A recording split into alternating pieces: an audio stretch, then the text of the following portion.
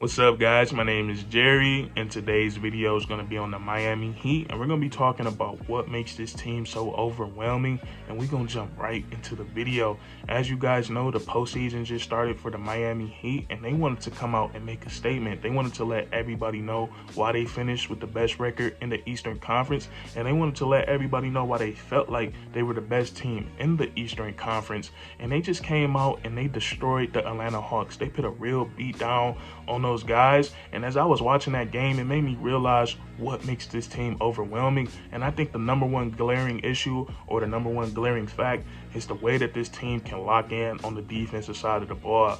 As good as their offense was yesterday, I believe their defense stole the show. Coming into this series, the Atlanta Hawks have one of the best offenses in the league, top 4, top 5 in every statistical category, and the Miami Heat was able to hold all that firepower to 91 points. And then Trae Young, who's having a great season, coming off 2 great play-in games, averaging 28, 10 on the season. The Miami Heat held him to 7 points, 1 for 12 shooting, 0 for 7 from the three-point land, and he only had 4 assists. And when you look at this Miami Heat defense, they have elite defenders everywhere, specifically in their starting 5. And we look at their starting 5 that they went with yesterday.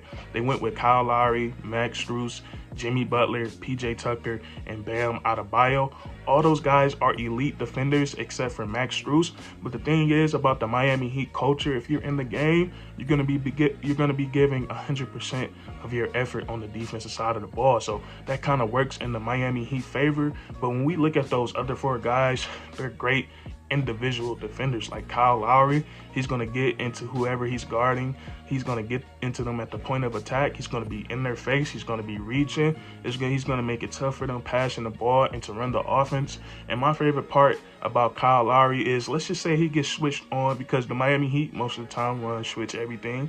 Let's say if he gets switched on to a big, he's going to be down there boxing out, fighting for position, and most of the time he's not going to get the rebound, but that makes it a lot easier for guys like Bam Adebayo, Jimmy Butler, PJ Tucker to come down and come grab the rebound. So I really love that about Kyle Lowry. And then you look at a guy like Jimmy Butler. Jimmy Butler is a guy who's known for defense. When he came into the league, he came into the league solely to lock guys up, and he just evolved his offensive game. But Jimmy Butler, he can guard 1 through 4, 1 through 5. He's really good in the low post because he's a smart player. He knows exactly when to go for the strip. He has quick hands, and he does a great job at just locking guys up. He's going to play you right in your face. He's going to make you work. And he's another guy that's good at getting on-ball steals. And also, as good as his on-ball defense is, his help and off-ball defense is just as good too. He plays the lanes, and he gets a lot of steals off playing the passing lanes really well. And then my favorite defender on the Miami Heat is PJ Tucker, because he's the first guy I've ever seen to get the crowd on their feet like it was an alley-oop with his defense. There was a point in that game where he got switched on to Trae Young, and Trae Young was hitting him with every dribble move he had. He was dancing on him. But the thing is, PJ Tucker, he wasn't going nowhere. He stayed right in front of him, and it went on for like 6 seconds, and I just seen the crowd get on their feet and start cheering like somebody just caught an alley-oop. So I thought that was really crazy. But PJ Tucker, he can guard 1 through 5, and he really makes the switch everything defense a lot easier for the Miami Heat. But he does a great job on the defensive side of the ball.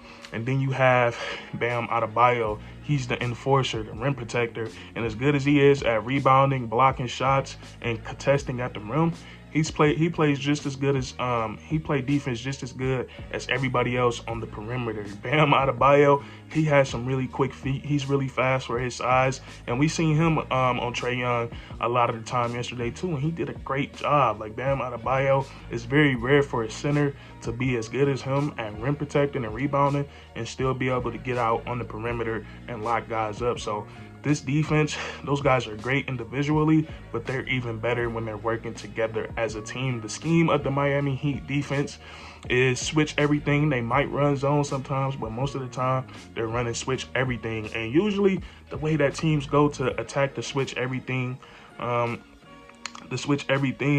defense is they try to find the mismatch that they want. But with the Miami Heat, let's just say if Kyle Lowry gets switched on the big for the Atlanta Hawks and they throw it down to the post, the Miami Heat do such a great job of rotating. They either double team or sometimes they rotate so well enough that Kyle Lowry is able to get off that big, and PJ Tucker or Jimmy Butler or Bam Adebayo, they can take his spot and take his man. They do a great job of that. And then also on the perimeter, the same thing. If Max Strus, let's say he got switched on to Trae Young yesterday, the Miami Heat do a great job of getting him out of that situation, again one of their better perimeter defenders to switch onto Trae Young. So I feel like that switch everything defense really made Trae Young have the type of night that he had last night.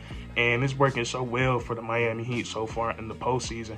So as good as their defense is, and I think that was the most glaring issue, in fact, their offense is just as overwhelming. And I've said this multiple times on the season, that the Miami Heat have multiple guys that can take over a game, but it's not to a fault. And when I say it's not to a fault, the Miami Heat don't go into every game. They don't know. They're not going to guess like, who are we going to get our points from tonight? You know you're going to get your points from Jimmy Butler. You know you're going to get your points from Tyler Hero or Kyle Lowry or Bam Adebayo. You know you're going to get your points from those guys. But yesterday we seen Duncan Robinson come in and get hot. And Duncan Robinson played one of the best games of his postseason career. He's looking like that Duncan Robinson from 2 years ago in the bubble, the guy that earned himself that 5-year, $90 million contract. But what Duncan Robinson did yesterday looked like he's been waiting for the playoffs. He's been itching to get back out there because he was so laser locked focused. He couldn't miss a three. I believe he went 9 for 10 from the field and 8 for 9 for 3. So he was ready to, he'd been waiting for the postseason. He blessed us with those 8 beautiful threes, and the shots that he was making was just crazy, getting the and 1 threes. And then Jimmy Butler showed me that the fact of that he can take over the game on both sides of the ball. Jimmy Butler finished with 21 points, and even though he didn't have the most points on the team, it was still evident that he was the best player on the court because he was able to take over the game with his rebounding, his playmaking, and his defense. He set that tone on the defensive side of the ball. He made a lot of big plays, and then on offense, he just took what the defense gave him, whether it was the mid-range and the post off the offensive glass. And Jimmy Butler just had his fingerprints all over the game. And another thing about the Miami Heat, which is really good for them, they show that they can win a ball game against a good team without Tyler Hero having to get off. Tyler Hero didn't have his best. I'm not saying he played a bad game, but he didn't have his best scoring night. We didn't see the best version of Tyler Hero when it came to scoring the ball. And also Bam Adebayo. Bam Adebayo is a guy that can get you 18 to 20 points, 20 plus points. He only finished with 6 points. Not that he played a bad game, but like I said, the Miami Heat, they just have multiple guys that can get in there, that can take over a ball game. And Coach Eric Spoelstra, he did a great job yesterday, and what they did to the Atlanta Hawks was really crazy. And it's looking like it's going to be a sweep. I expected it to go like 5 or 4. The Miami Heat, a lot of people sleep on the Miami Heat though, man. Nobody talks about them when it comes to getting to the Eastern Conference Finals or the NBA Finals.